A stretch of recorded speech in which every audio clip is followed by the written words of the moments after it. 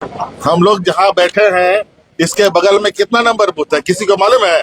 आप लोग मित्रों में से आपको भी नहीं मालूम है, हमको भी नहीं मालूम। बूथ पर लूटेंगे कौन चीज? किसी के घर में डकैती बूथ थोड़ी है बना हुआ है जहाँ घर में घुस के लूटना है इसको। बूथ कब्जा करने का बात, हम बूथ कब्जा करते हैं, वो वोट चोरी करते हैं। गजब, ये कहाँ कहाँ से ये बातें लेके आते हैं ना। हम लोग ने कभी ऐसा काम किया है ना, करने का किसी को हम लोग करने देने का उनको हम इजाजत देते हैं। अगर कोई करने का भी कोशिश करेगा उसके साथ भी हम लोग उसका मुंहतोड़ जवाब देंगे।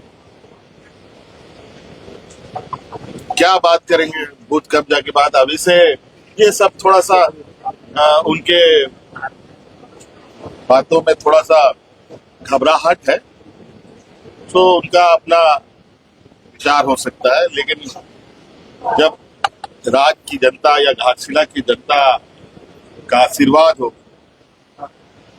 तो डर काहे का? एक कहावत है, क्या बोलते हैं? हैं? हाँ, सैया बैल कोतवाल तो अब डर क्या चीज? अब हम लोग हवा में रहने वाली ये पार्टी नहीं, ये धूल कंकड़ पत्थर लोहा गिट्टी पर चलने वाला ये संगठन है। तो अब भाजपा के लोग क्या करते हैं नहीं करते हैं ये तो भाजपा के लोग जानते हैं। हिम्मत जी, तो क्या लगता है पिछले बार से पोलिंग परसेंटेज बढ़ेगा या? हम तो चाहते हैं कि 100% होना चाहिए, लेकिन बड़ा दुर्भाग्य की बात है ऐसा टेक्निकल इन लोगों ने चुनावी प्रक्रिया को पेचीदा कर रखा है जहां चाह करके भी आप 100% नहीं कर सकते। हाँ, ये जरूर है, वोट चोरी डकैती करके 100% जरूर कर सकते। तो स्लो पोलिंग का भी आपको डर है? आप कैलकुलेट करो ना यार, सुबह 7 बजे से शाम के 5 बजे तक कितना वोट हो सकता है? एक वोट को कितना मिनट लगता है? और वो भी गांव देहात बूढ़ा बुजुर्ग वो जाने में घुसने में, अचानक रोशनी से अंधकार कमरे में जाने में, तो उसको पहले तो ईवीएम में ये खोजने में 5 मिनट लगता है कि कहाँ बटन दबाना। एक आदमी 5 मिनट वोट करने में लगाता होगा तो बताइए कितना वोट हो सकता है दिन भर? सर, अमूमन ये लड़ाई बीजेपी वर्सेस जेएमएम के बीच की है, लेकिन ज्यादातर चुनावी जानकारों ने कहा कि ये लड़ाई एनडीए वर्सेस इंडिया की नहीं बल्कि ये चंपाई सोरेन वर्सेस हेमंत सोरेन की लड़ाई है। आप इसको कैसे देखते हैं? देखिए, राजनीतिक लड़ाई, इसको इंडिया वर्सेस पाकिस्तान टाइप से मोड़ना और इस तरीके का उसको नामांकन करना, ये भाजपा के लोगों का बड़ा अच्छा स्ट्रेटजी है। इनको यही लगता है कि ये जो लोग कहते हैं वही सही है, लेकिन ऐसा धरातल पर है। आज भी कहीं कुछ ना कुछ उनसे और उनके विरुद्ध आवाज बुलंद करने वाले लोग हैं, और इनको राजनीतिक स्तर पर अच्छी जवाब देने की ताकत भी रखती है। और अब से कुछ घंटे के बाद चुनावी प्रचार प्रसार समाप्त हो जाएगा। अब हम लोग भी कमोवेश यहाँ से अब निकल चलने की ही जुगत में है कि अब हम लोग निकल चले, और अब सारा कुछ घाटशिला मतदाता के बीच में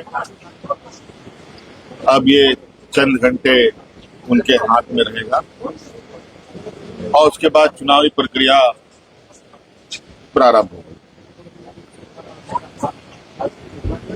11 तारीख सुबह 7 बजे से चुनाव प्रारंभ होगा, और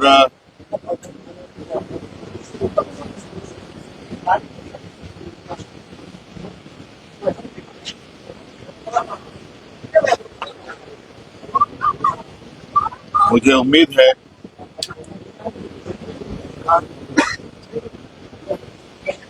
ये चुनाव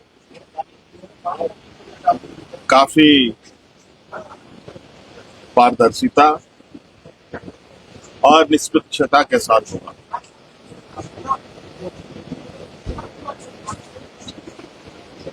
और आज सभी हमने भी जितने हमारे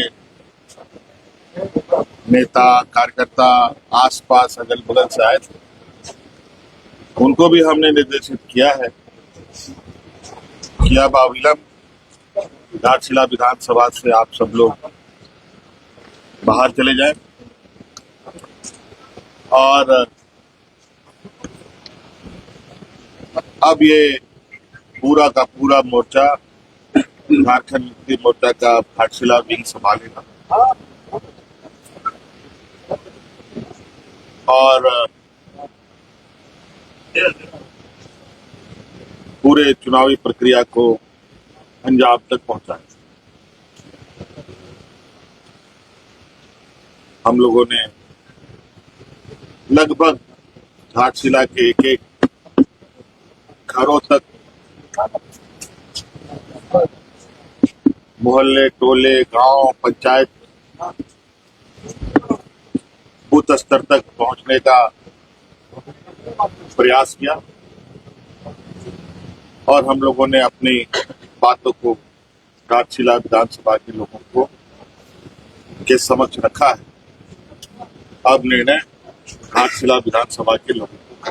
सर, इस बार पहली बार लगा 25 साल से मैं कवर कर रहा हूँ जय में कुछ अलग स्टाइल में लड़ी, क्लस्टर तरीके से पूरा जोन में बांट के। तो क्या ये टर्निंग पॉइंट है अध्यक्ष बनने के बाद हेमंत सोरेन का, कि जैसे सामान्य तौर पे राष्ट्रीय पार्टी करती है वैसा अब आप भी करवा रहे हैं अपनी पार्टी से?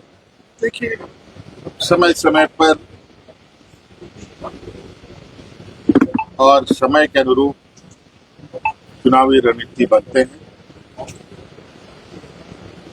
और पूर्ण रणनीति के तहत कार्यकर्ता आगे काम करते हैं। ये सारी चीजें चुनावी रणनीति का हिस्सा है। आप इनका ले लेते हैं सुमेश, आप क्या है आप पूरे फ्लीट के साथ घाटशिला उपचुनाव में है कि झारखंड की राजनीति में पहली बार क्या वजह है? नहीं, ऐसा नहीं है। मैं तो बहुत कम रहा हूँ इनफैक्ट इस विधानसभा चुनाव प्रचार प्रसार, यहाँ तक कि हमारे कार्यकर्ताओं ने तो हमें बिल्कुल मना ही किया था कि बहुत आवश्यकता नहीं है। और क्योंकि हमारी भी एक पार्टी के प्रति अपनी एक जिम्मेवारी है और योगदान है, उस योगदान के तहत हम लोगों ने इस काम को यहाँ किया है।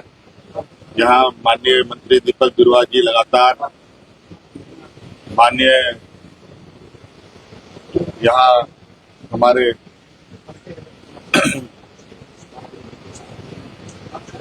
दुदू जी लगातार रहे हैं गार्जियन के तौर पर और